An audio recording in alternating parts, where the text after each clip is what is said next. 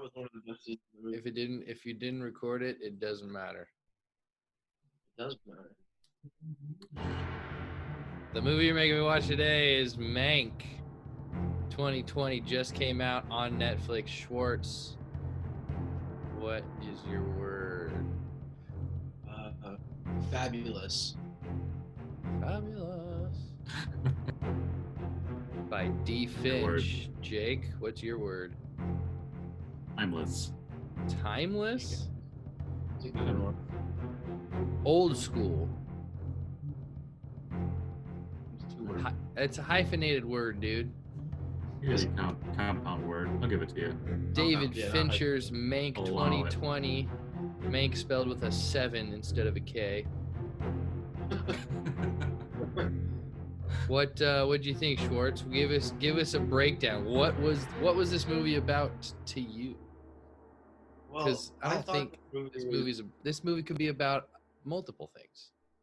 Yeah, this movie was about multiple things, and that's what I thought was interesting about it. I was like, I thought this movie was going to be a straight up movie about Orson Welles and Herman Mankiewicz like arguing the whole time and trying to like be around each other, killing each other, and that was only like one scene in the whole movie, and I was pretty surprised by that. The movie's about a screenwriter who is like kind of like a know-it-all wise guy, but everybody kind of loves him because he's kind of like the uncle that you can't say no to. He's just kind of like a good guy at heart, but fucking annoying when he's drunk. You know what I mean? And he pretty good writer, I guess. He's made a living out of it, and now he gets commissioned by Orson Welles to write a script.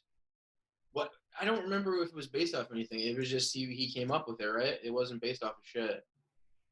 But I guess the key thing. Off the William Randolph Hearst. Well, it was based off, yeah, but it wasn't a book or anything. It was he came up. He just decided. So to it write wasn't that story. Citizen Kane. Yeah. Citizen Kane is that story. The story of that he explains in that scene where he's drunk. That whole thing he explains is Citizen Kane. So is that not what he was writing? That is what he was writing. Yeah, that's what it was supposed to be. Is what we're saying. Okay. Yeah. So what the fuck was I saying? Sorry, I derailed you. Yeah, sorry, I forgot. I had a point to make there. Anthony, have you not seen Citizen Kane? So I wrote down this might be better if I'd seen Citizen Kane. Okay. I was kind of almost thinking, I'm like, I bet Anthony hasn't seen Citizen Kane. Fuck no, I haven't seen Citizen Kane. What am I, 1,000 years old? It's like the third movie ever made. This is what I was. That is not true whatsoever. But no, that's. I mean, it's in the low. It's in the low hundreds. I would say. It's like the 9th, but it's still like a good. It's like the 14th movie ever made. So Orson Welles at this point in his career was still kind of like not a Hollywood guy. He was a guy that was kind of like he was a big radio. He was a kid. It seems like in this movie. Yeah, he was. He was like early 20s, and people were like, "Who the fuck is this guy?" And he came in saying he was gonna write, direct, produce, and star in a fucking movie, and he did it, and it ended up being like one of the best movies ever. But that's not what this movie's about. That's what I thought this movie was going to be about. This movie's about a drunk screenwriter, and you're reliving parts of his life. That's all this movie is. You're reliving him, bro. There was a point apparently when he was writing the story where he broke his leg from a car accident, I think, and he then took weeks to write the story, and that is what we're living with flashbacks of what the story he's telling. To the story that he's creating. They're showing you the relationships he created for the story to take place. It's not overly complicated. It's just it's a well told story. It's a simple story, but goddamn, it's told good. Well, that's the thing. This movie is all about the technicality of it all. Like, and you know that going with the Fincher movie. Like, this movie is beautiful in every way. Like the mix of the digital black and white to the mono stereo mix that they fucking used for it. Now, what is that? Tell me about the audio, because it sounded old timey, but it sounded like was it ADR? I'm not an audio guy, but what I've read and what I think is that they diluted basically the audio so that you're only hearing what you would have heard if the audio was recorded back then. So all the new things that they made for audio to be good, they took out. So you're only hearing what it would have sounded like if they recorded it back then. It definitely sounds like an old movie. And when Trent Reznor and Atticus Ross, the guys who did the soundtrack, they used instruments that you can only use back then too to record the entire soundtrack, which is pretty dope. They didn't use computerized shit. They used only instruments you can use back then. That was one of the stipulations Fincher gave him. I didn't realize Reznor did that one too. I know he did a lot of Fincher stuff, but I realized that's pretty crazy that Reznor did that, because that is not a Reznor sounding soundtrack at all. This is the thing. When you won an Oscar, he won an Oscar for Social Network. It was for best soundtrack, so he'll do whatever the fuck he wants to do. You know, he'll pretty much do whatever. Well, I think he's done all the. I just think it's impressive. Every single thing since Social Network.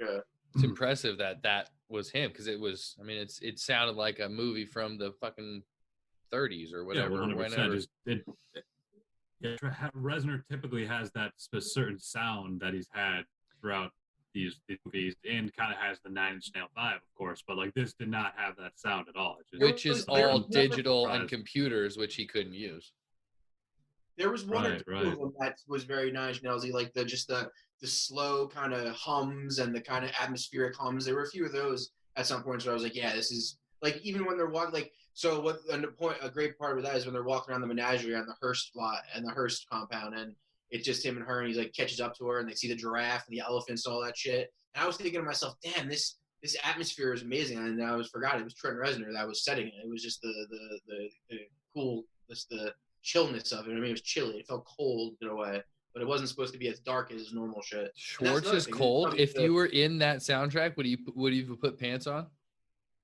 What I mean by cold is just the feeling like where they are. You know? Not cold weather-wise. He would still. You would have been in shorts. Is that what you're saying? Shorts for sure. This is definitely the most upbeat and PG movie Fincher's ever made. This is it's the very least Finchery movie of Fincher. 100%. Sure. When it comes to the tech, like the camera movement and the everything, that's pretty. And Fincher. Just the story that's told. For sure, this story was written by his dad. His dad wrote this script before he died. Todd Fincher? Jack Fincher. Todd Fincher. He wrote it in the 90s. Jack might as well be Todd. Yeah. They were going to make this movie in the 90s, but it never came out. Never came into fruition. Yeah. I heard the biggest thing was they didn't let him shoot it in black and white.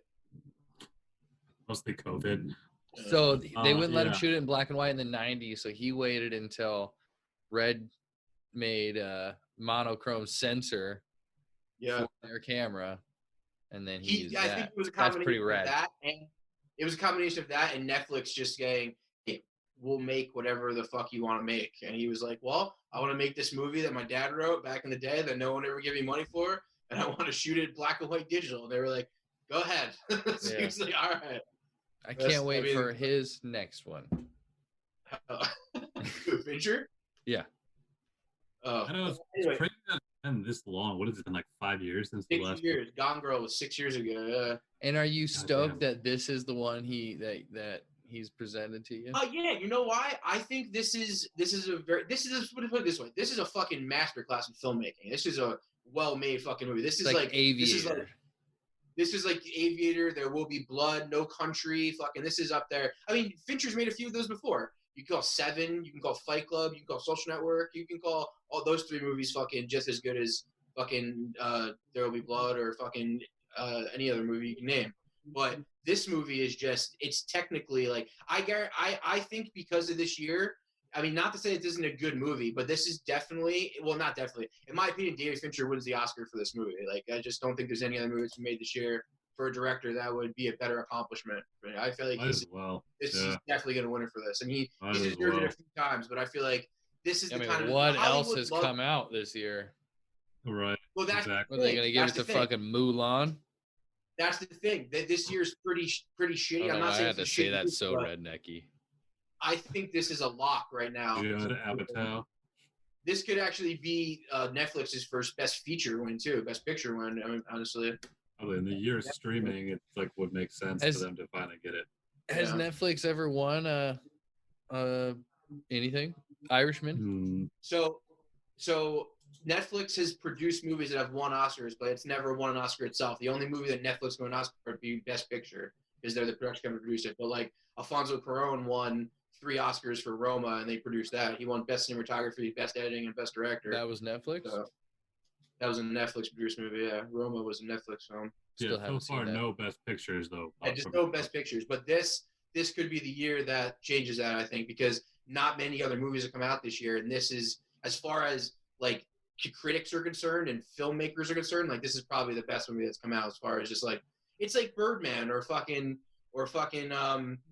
Hugo. It's like, or movies that are just made about the movies, or even Once Upon a Time in Hollywood. Like people love that shit. Like it's old timey, and this is like, you go watch those old movies. You go watch this. There were like a few shots in this movie that were straight from Citizen Kane. Like I kind of like 3 or 4 of them. That's another really cool thing. Yeah, I noticed that. Have you both seen Citizen Kane? I've seen it twice. Yeah. This movie felt a lot like watching Citizen Kane, and that's what I think the same point vibe of to it. Yeah. Totally. Like very flashbacky. Yeah. And I love the typewriter writing every time it changed scene. I thought that was pretty cool. I thought that was fun. I thought that was rad. I liked how it faded out of scenes. I like how somebody always had a punchline and then it would fade out to the next scene. And that goes back to the old timey movies like that. That's how they edited shit. So that's what this was. It was just super old timey, and it was shot old timey. It was acted old timey. The music was old timey. It was black and white. It was beautifully done. Yeah, it was amazing. It's an amazing film. This is the thing. It is a slow paced film for people who don't watch movies a lot. This is not going to be a movie they would enjoy. But I knew that going into it, man. I mean, you watch the trailer and you're just like, all right, like this is what it is. You know what I'm saying? And it was a lot different than I thought it was going to be. Like I thought it was going to be a straight up movie about the making of Citizen Kane. That's not what this is. This is a movie about just his dude's life, and you're seeing pieces of it. That's all. It's a movie about the end of his life. Yeah. I mean, I guess not. He died 11 years after that. He was only 43 when he was in this movie. Like, you know what I mean? Like that dude looked like he was about 60, and I think that was a real life thing too. He was not in good shape. But what did you guys like about this movie? Wait, did we notice what, Jake? Oh, I was like back to what you were saying about the old timey thing, like even like the cigarette burn in the top corner. They would do shit like that. Like little clever additions like that. That was added. I think it was even, there was some kind of like filter over it to make it not as sharp as it could have been too, because they shot this on a helium 8K, so it's probably fucking sharp. That should have been a lot sharper, you know. Yeah. Well, that's the thing too I was thinking about. Can you imagine how many scenes in this movie have digital backgrounds? Like, I guarantee you 70% of this movie is digital backgrounds, just knowing the way Fincher works and knowing that they couldn't really get that world, and a lot of these places don't exist anymore they were shooting in, because, like, those are historical places, like the Hearst Mansion and, like, the old Hollywood. Like, I guarantee you most of this movie is digital. Like, it's there's probably, like, 80%, not 80, probably, like, 60, 70% green screen, though. I guarantee digitally enhanced. He uses a lot of he'll throw green screen behind a lot of practical shit to just make it a little better. But this, I feel like, is probably more than usual because he needed to create, like, the old world, and they didn't have that big of a budget. Like, this was a $30 million movie. Like, that's a big budget, but it's really not at the same time. You know what I mean? It's a pretty medium budget movie. 30 million, yeah. I'll try to make it for half, dude. Give me the money. Bro, I'll make a movie for $1 million. Fuck 30 million. You give me $1 million, I'll get you the movie. Well, yeah, no, I thought it was just old timey as fuck. I thought it was old timey. I thought it was really cool that it was shot the way it was shot. I thought it was really cool that it was old timey in all the sense. Like I said, like there was the acting. They acted old timey. They talked old timey. It was just full-fledged old timey, and I liked it. They went hard with it, and Gary Oldman was great, man. Gary Oldman, Gary Oldman is amazing no matter what he does. That's true. He was awesome. There were some scenes, especially the dinner scenes at the Hearst Mansion, that were just so beautiful. Like the frames of like people's shoulders connecting with like the fucking fireplace, and then like the dinner table plates. I was like, fuck, man, this is so pretty. Jake, you're freaking me out right now. Your frame is terrifying. It's probably going to win cinematography, too, to tell you the truth. Like, cinematography deserves a couple of course, awards. It should. Who was the cinematographer? His name's Eric Menderschmidt. He was the DP on Mindhunter. Mankiewicz? No, Menderschmidt. Fincher directed like 5 episodes of Mindhunter, and I think he DP'd them all. That's a good show. What do you think, show's Jake? done. What do I think? Yeah. Yeah, you Jake, like say it? something. Yeah, it was pretty good. All right, that's the end of the show. All right. Did you have a favorite scene? I had a favorite scene. Did you have a favorite scene, Jake? My favorite scene. You didn't like this movie, did you? I wanted to like it more than I did. I was expecting more out of it. Like you were saying earlier, like it's the least David Fincher movie that David Fincher's ever made, essentially. Yeah. I was hoping someone would get their throat slit or something. Exactly. It wasn't like backstabby. There wasn't any crazy twists. It wasn't like, I guess it tonally it was sort of dark in a way, but like not as Fincher movies typically are. It was dark and cinematography wise, like some shots I'm like, why can't I see these people's faces? And there was a lot of shadows going on in weird times. I did like the way they like would fade out of the things and like go like everything would go dark and then they would go dark. Shit like that was interesting. I like how they did that. So there were definitely some good choices cinematography wise. Didn't it seem like it was a practical fade out too? Dark. It did. Like rather vibe for sure. It wasn't just like an iris down. It was like all the lights went out like a play. Yeah. I saw that. I think that was pretty cool. I agree. I think that was pretty cool. So I had like, I guess, mixed opinions on the movie because obviously it was like super well made, super well acted. It was a good story overall. Like I said, it was almost like watching Citizen Kane, which is a good movie.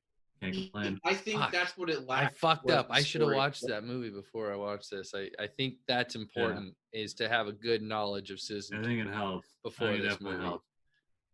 Yeah, well, if you know what the story's about and how the movie plays out, then you can see no idea what it's about. Well, I mean, zero idea. There were like that scene where he's drunk and he fucking talking to Hurst and that whole table. That's a great fucking scene. The way it was shot, the way it was acted, the way some of the camera angles were just perfectly. And then I read about it and they said they did that scene 100 times. What? Of course, it's Fincher. Yeah, Gary Oldman. Which scene? Where they were at the Hearst Mansion, or toward the end? Oh, that second time he was at the Hearst Mansion. Gotcha. He did that scene 100 times. I believe it. I mean, I heard that he shot the opening scene of Social Network, just that conversation in the beginning, like he did like over 100 takes of that. Yeah. So I believe it. Why did digital? Fucking who cares? Oh my gosh! What is the benefit of that other than is he just not getting what he wants? He says that he does it that many times because they're gonna do it every single possible way they can think of before they're done with it. Like even if it's just doing it completely different every time, they're gonna try to explore it every single way until he feels that there was one definitive way. Does he edit his own movies? Exhausting. He isn't the guy who's credited with editing his movies. That's Kirk Baxter, who's been done a lot of them. He's got 2 Oscars for editing his movies. Name. But he I'm sure Fincher's in the room fucking with a notebook, just telling him, well, this take at 16 minutes in, it probably looks best and shit. Like I've heard stories about Fincher doing like test shoots on things, like lighting scenes and shit, and him having a laser pointer and pointing to like edges of frame and saying like the f-stop is too in this little like area and shit. So he's like Kubrick. He's just a fucking psychopath, dude. Yeah. He's a psycho. That's what he is. He's just a perfectionist. And the thing is that his movies are fucking quality. Like in that Kubrick documentary, Scorsese says something I love. He says that like one Kubrick movie is equal to like most people like 5 other people's movies. And that's the way of Fincher, because he achieve things. It's pretty fucking good, and he does things that most other people don't do as far as like filmmaking, editing, and using like technological like shit in advanced movie.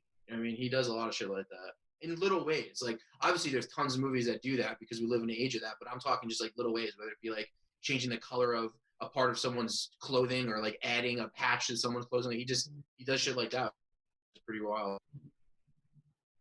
Fun So fact. Well, then why were the faces so dark in this movie? I mean, dude, he probably wanted him like that.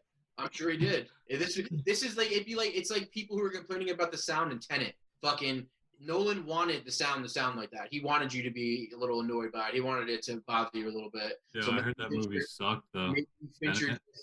Maybe Fincher just wanted you to think, damn, this is a little dark. Maybe that's what he's thinking. And I wouldn't put it past him. I think he Maybe I'm wanted just it one to of those look people, like a movie from the 40s. I think it just shitty, I guess. Exactly. The movie did not look shitty. This movie was beautiful and polished at times. Yeah, there were some really dope shots. Dude. I didn't mean shitty like that. But shitty compared to like what can be done. It can be taught. Well, yeah, technology advances things. You know, that's all it does. Oh, really? Is that how it works? Yeah. Well, you're just like saying things like, well, he wanted it to look like it was an old movie. It's like, well, yeah, duh. Whatever happened to the land part in Hollywood Land? What's the story behind that? I don't remember. Did it like burn down or some shit? What the fuck are you talking about? I think they just took it down because you used to say Hollywood Land. There's a shot of that in the movie in Mank. So it made me think like, what's the story there? I should have just looked it up, but I did not. But I think I probably just maybe it burnt down, or did they just take it down? I think they took it down because the sign was originally like a real estate thing. That's what it was like. That was the area. I think it was called Hollywood Land. But I think they took it down. But why was your question? Who the fuck knows? Who wants to look at them along with a word on the mountain? Causes car crashes.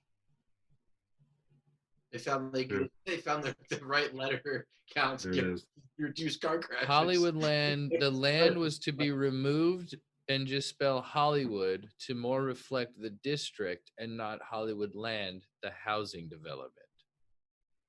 Makes sense. All right then. So it was a housing development called Hollywood Land. Yeah, and then eventually people just called it Hollywood, and they took that land down. That just became Hollywood. That's why Hollywood's such a fucked up area. North Hollywood, that's not Hollywood. It's not even near Hollywood. It's like an hour away from Hollywood on a good day. 20 minutes.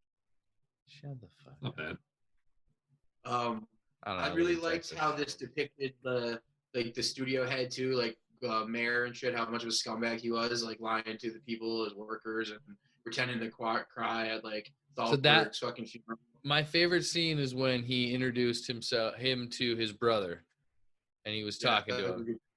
From the beginning to end, when he was walking down and he was explaining to him why movies fail, why he doesn't fucking like movies, and he said a quote that I actually wrote down was, "This business is where where the buyer gets nothing but memory. What he bought still belongs to the man that sold it. That's the real magic of movies." That's very true. Say that one more time, not all broken up. Say it like in one sentence. This is the business where the buyer gets nothing but a memory. What he bought still belongs to the man that sold it. That's the real magic of movies. Yeah. I guess if you're the owner of the movie, you're the real winner. I mean, that's all you're doing. You're paying for a memory of the movie so that you can talk about it later. That's what we're doing right now. That's a good quote. We don't fucking Fincher's brother's dad was. What'd you just say? I said Jack Fincher, Fincher's dad. Good quote, man. Good line. Oh yeah, good job, Jack. Hey, fucking good job, Jack. I bet David fucking punched that one up. Yeah, I bet. Yeah, maybe. That's the most truest thing in that I've ever heard. Is what do? You pay for it's entertainment. That's, I guess, what all entertainment is. You pay for the memory. Yeah. And I think that was the point of this movie, was to just show like how like things are made, how sleazy the deals are, and how weird different the people are. Like even the blonde chick played by Amanda Seyfried, I forget her name, but her whole character was kind of interesting too. She was like a movie star, married to this fucking huge billionaire, fucking philanthropist, news owner, and then she was friends with this fucking guy. And one of the best scenes in the movie is when Mank's wife and him kind of have their discussion, and she's kind of telling him how it is, and he's like, and she says, yeah, I fucking put up with your platonic affairs. And I thought that was crazy, because you're right. That's what these relationships kind of are. They're all the shit you would have in a relationship except for the sex. And that was a pretty interesting way to put it. That's how he kind of talked to everybody. Like everybody. It was kind of like he was best friends with them, and they were like on the verge of like being best friends forever. And then like that was just it. I think that was his gift, is he was just had the gift of gab and the gift of writing. He can just write shit. And well, this is my thing. Why don't you think Orson Welles wanted him to have credit on the movie? Like, I don't think that was made clear in any way to me. Like, what was that about? Just he had a bad reputation at the time.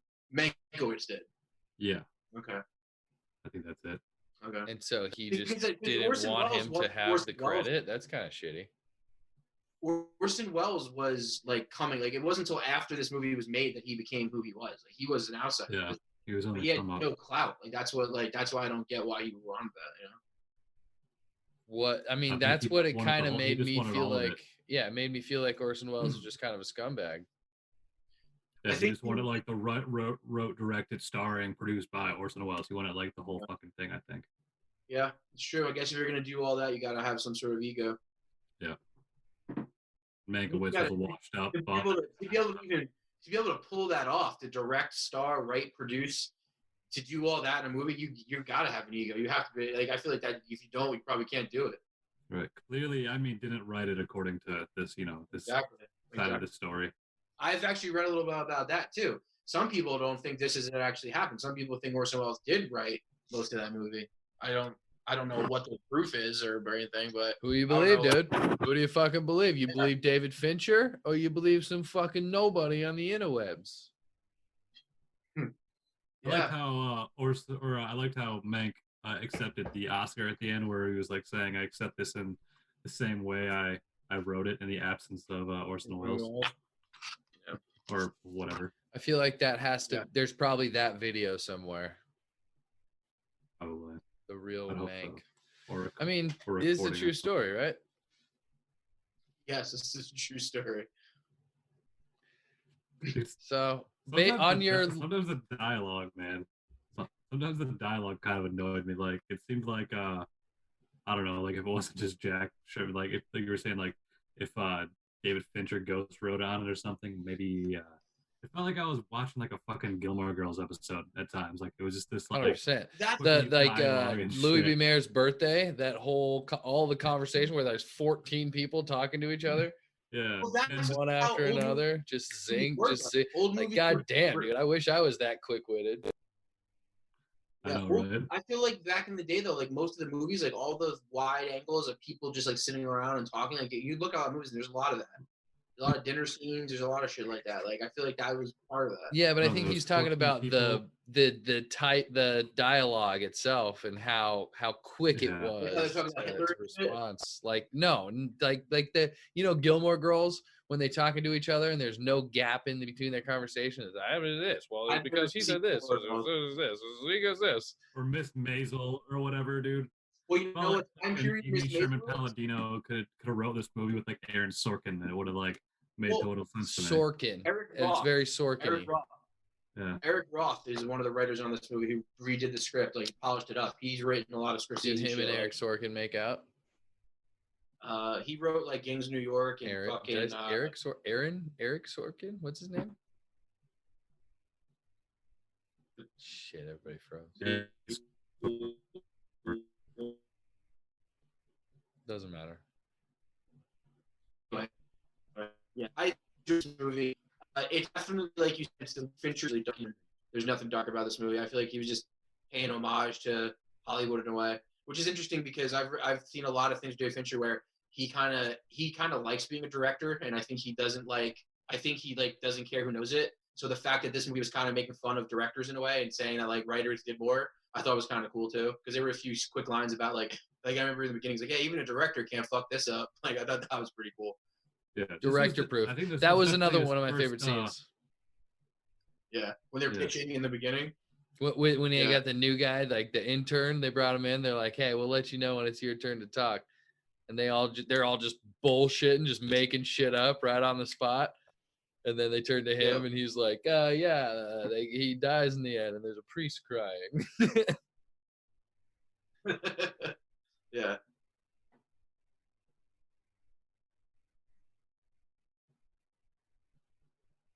Were you gonna say something, Jake?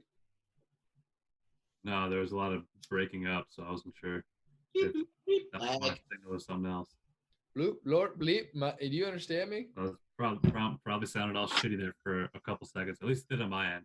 So Anthony froze. Yeah, there was some freezing going on. I thought I had something to say, but I forgot. So of all David Fincher's movies, where does this lie?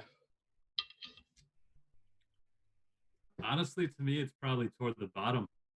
Toward the bottom or the bottom? Wait, It's what's worse than this one? 3. What? It's definitely worse than it's definitely better than Alien 3. Alien 3 is definitely worse than this, is what I meant to say. What are you talking about? I love Alien 3. I mean, Mank is better than Alien 3. And let's see. I mean, meet me somewhere we can fucking fight about that, but okay. Yeah, right. 7's definitely better. Fight Club's definitely better. Social Network's definitely better. Benjamin Button's definitely better. Gone Girl, probably. I enjoyed Gone Girl more. I think this was probably a better made movie, but I think Gone Girl had like the suspense and the thriller shit like I was kind of more looking forward to. What about Rick Springfield's Dance This World Away? Right. This is the thing. Gone Girl and every other Fincher movie are fucking well-made movies. This isn't a better-made movie. It's like Gone Girl is just as well-made of a movie. It's just a different fucking genre. You know what I mean? Like every effort he put into Gone Girl is just as much as he put into this. Gone Girl was an amazing. Gone Girl's got an 8.1 rating. Actually, it's pretty crazy. On where? Yeah. But I agree with you that this goes towards the end of the list, but it's not because it's a bad movie. It's just because it's not as thrilling and enthralling as his other ones. Yeah. It's because, like you said, it's like my dad wanted to make a movie, and so I'm gonna make this movie for my dad. It's like when George Bush attacked Iraq. This is the 9/11 of David Fincher movies. I think David Fincher would appreciate what you just said. I think he would take what you just said, and I think he would laugh at it. I really do, in a good way. I think he'd be like, you know what, that was great. I agree with that. I don't think he'd argue with me if you said that to him either. Like, oh, you made this for your dad. He'd probably like, fuck yeah, I definitely did. I don't mean it in a bad way. I just mean it in a I don't like this movie as much as your other movies way. Nobody got their. But I really do think he's gonna win the Oscar for it. I do think he's gonna win the Oscar for it. It's not what I was looking for, but it's not that it was bad, but it's not what I was looking for. Yeah. I agree. It's not what I thought it was going to be, but I mean, I appreciated every minute of it. It was like Roma. Roma was the same thing. Like, it was beautiful. It was technically sound. It was well written. It was well acted. It was kind of slow and boring. And that's the same thing for this movie. Like, there were great scenes in this movie and it was great acting, but it's slow and it's super fucking, the pace is super off. The timing of the jokes are different because it's a different time, so everything's just different about it. But I do think it was a great movie. I don't know. I'll probably watch it one more time and probably never watch it again, but that'll probably be it. It's like The Irishman. I'll never watch The Irishman again. Well, The Irishman, you gotta fucking reserve a weekend to do. Yeah. I saw that movie in the theater. I saw Irishman in the fucking theater, dude. That shit was fun. Dude. Me too. Do you have to go pee? You know it was on Netflix, you fucking idiots. Yeah, I wanted the theater vibe. I wanted to pay respect. Oh yeah, was it worth it? Yeah.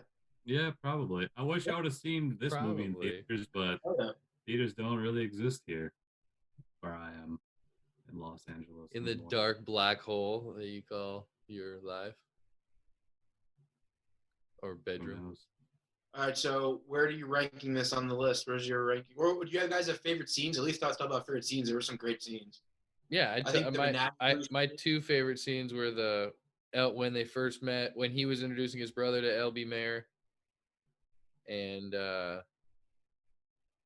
the scene when they were all improving the movie. They were all just kind of bullshitting the movie with the intern. Okay. What about you, Jake? Scenes. Probably the first scene at the dinner party when they were talking about like the Nazis, and then again I liked the like GOP party, the political party, where Mank was just kind of like a dick the whole time. Yeah, where he was with his wife, right? Yes, yeah, his wife was there. Poor Sarah. That was a great. Yep, Sarah. Yeah. That was kind of a funny reoccurring thing with her. She was a badass. Her name was Poor Sarah. Yeah. Yeah, I think, and at the core of it, I think that's what this movie was. It was just trying to show you like how Hollywood works and like behind the glamour, how it's kind of like petty and fucking it's kind of like you're icky and it's like any other big business to where there's a lot of bad shit going on that kind of gets swept under the rug because it's for the better good of everyone else. Really, everyone is getting paid to be there and all the people. So that's how I take it. And I feel like every filmmaker, especially an auteur like Fincher, wants to probably make a movie about the film industry, so you got to do it. Yeah. You got to do it in a cool way. You got to do it in black and white. Tarantino did it. He did it a little better. Yeah. Yeah. Paul Thomas Anderson's about to do it. He's making a movie about child actors living and growing up in LA. Well, Orson Welles, no, that was Touch of Evil. I'm thinking of The Player. The Player was kind of a similar movie. Yeah. In that they're the peeling back the behind the scenes of movie making, but it was cool because there was a murder. Imagine if Fincher did The Player, and that is what this movie was. That would be sick. That'd be cool. Cool. What's his name too? Philip Seymour Hoffman. Man, he was a great actor. Todd Plemons. Jesse Plemons. That's Todd. That's Todd. I'm glad that I know who that is now. In my mind. Yeah, Todd New Plemons. Philip Seymour Hoffman. What are you talking about, Schwartz? What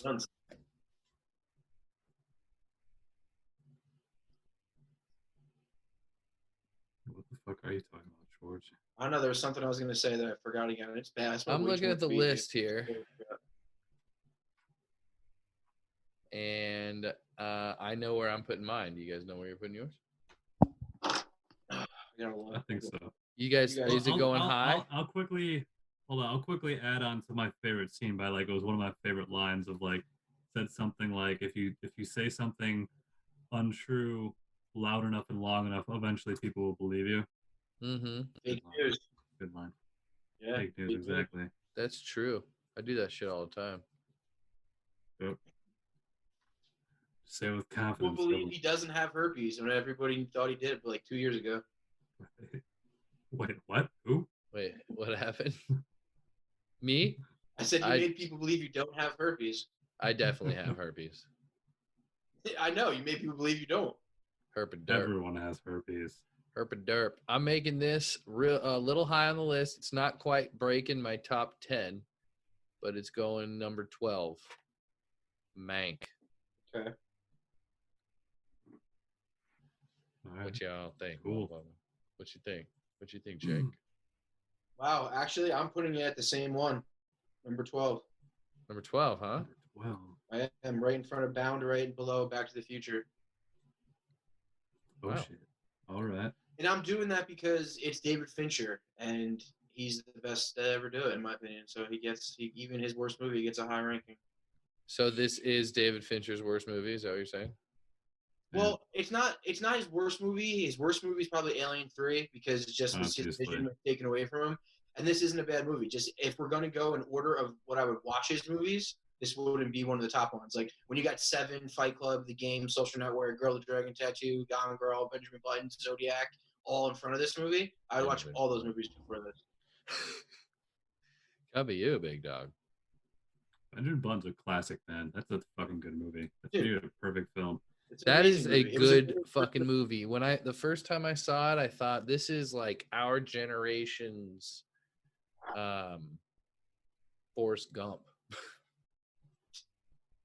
Does that make sense? Shout out to Zodiac.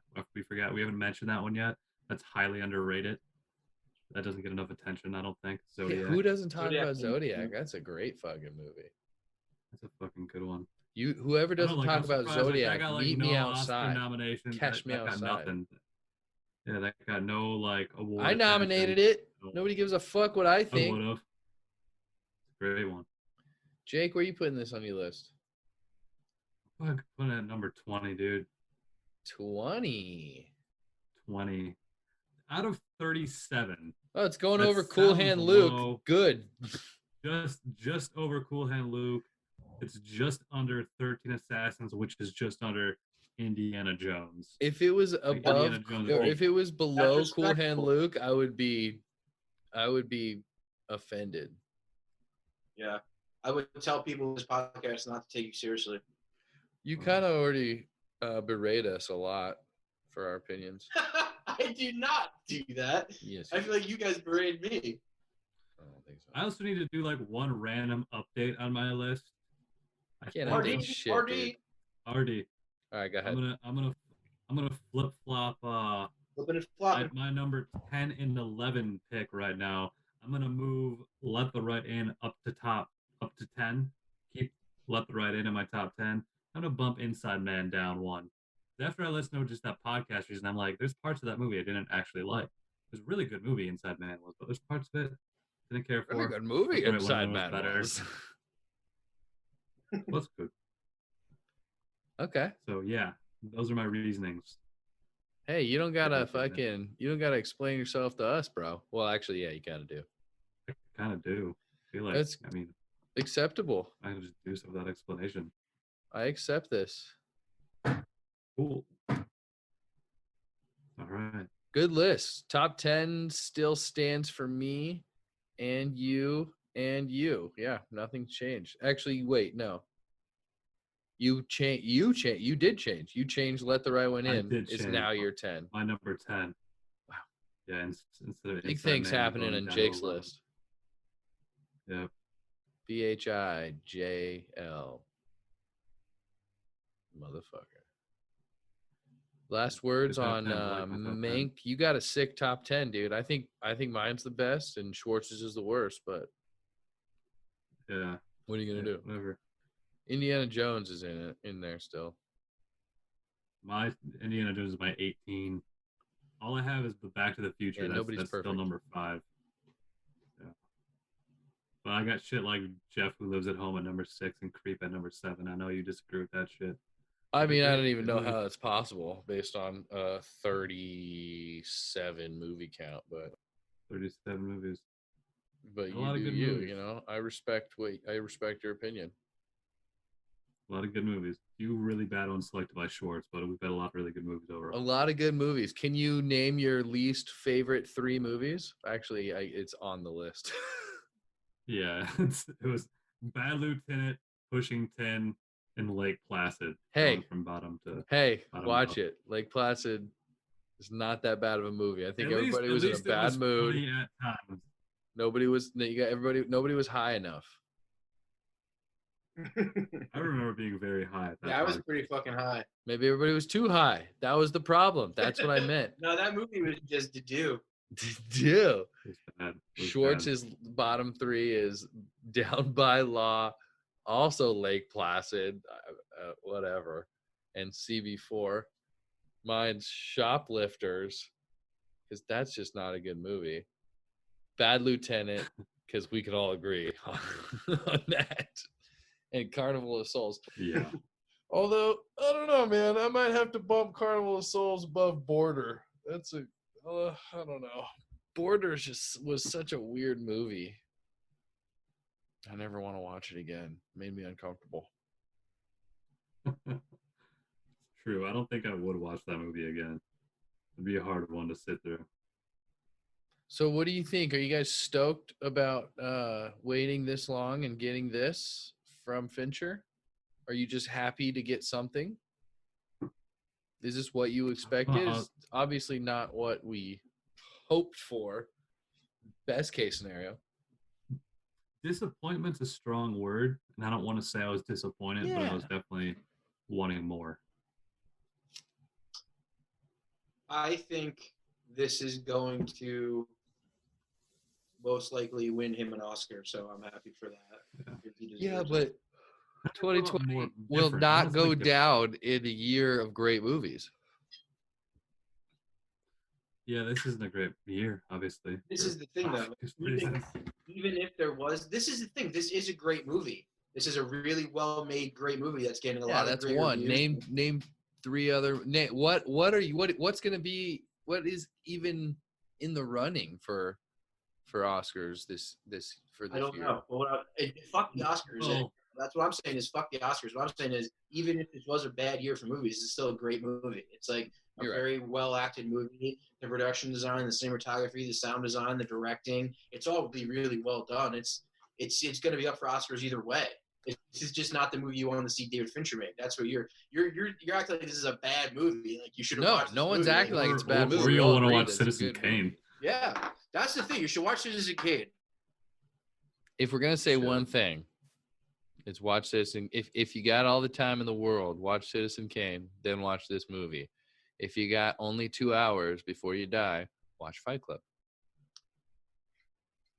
Yeah. Right? All right, I agree. Yeah. Right? All right. Thanks for listening to another episode of Making Me Watch Movies. Shout out to the big cat. Meow. Next movie is gonna be City of God. It's Jake's pick. Yeah. Yeah. HBO. Cool. Check it out. Don't be so stoked about it. In his dark cave. City of God. If it had googly eyes on it, he'd be happy. Watch it on HBO or don't. Either way, check us out next week. Making Me Watch Movies, wherever you watch movies. MMwM_podcast. Bodacious True. All the podcasts. And Googly Eyes Golden. Peace. Yep.